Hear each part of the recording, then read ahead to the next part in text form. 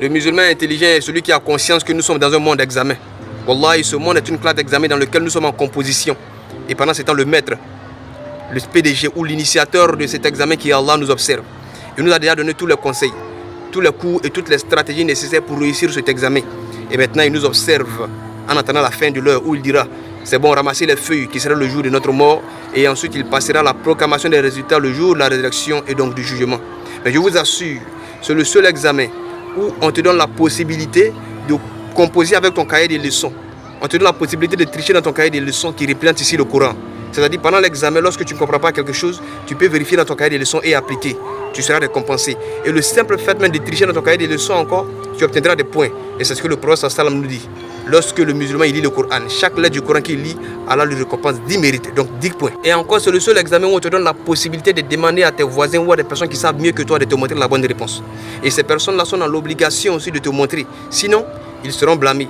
Mais s'ils le font, ils seront eux aussi récompensés. Et le fait que tu t'es déplacé pour aller vers ces personnes-là, toi aussi tu serais récompensé parce que le prophète sallallahu alayhi wa sallam a dit celui qui se déplace, celui qui emprunte un chemin vers la science, Allah lui ouvre une voie vers le paradis. Et c'est encore le seul examen où peu importe tes fautes, ou peu importe le nombre de ratés que tu as fait sur la feuille, tu n'es pas obligé d'aller prendre une nouvelle feuille et de reprendre à zéro.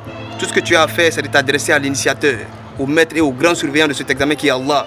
Et aussitôt tu l'appelles, aussitôt il te répond Ya Allah, j'ai fait assez de fautes et de ratus. Est-ce que tu peux m'aider? Allah dit ok, il n'y a pas de souci. Non seulement il va gommer tes ratus, mais en plus de cela, il va insérer les réponses qu'il faut pour que tu puisses réussir cet examen. Et c'est ce que lui-même nous dit.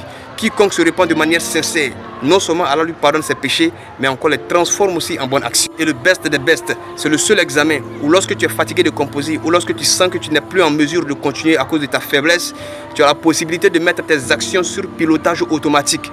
Ça veut dire que même lorsque tu n'es pas là, tu obtiens tes récompenses en attendant que tes habits finissent. Et c'est ce que le prophète sallallahu alayhi wa sallam nous dit.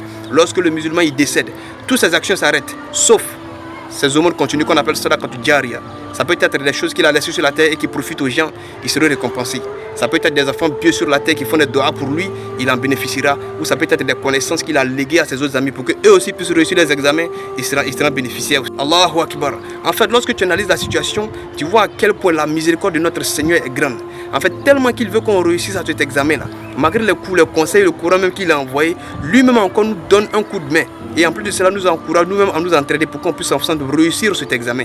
Mais malgré tous ces conseils, malgré toutes ces stratégies, malgré tous ces efforts, c'était vous s'arranger à échouer. Allahu Akbar. En tout cas, que chacun médite sur ça.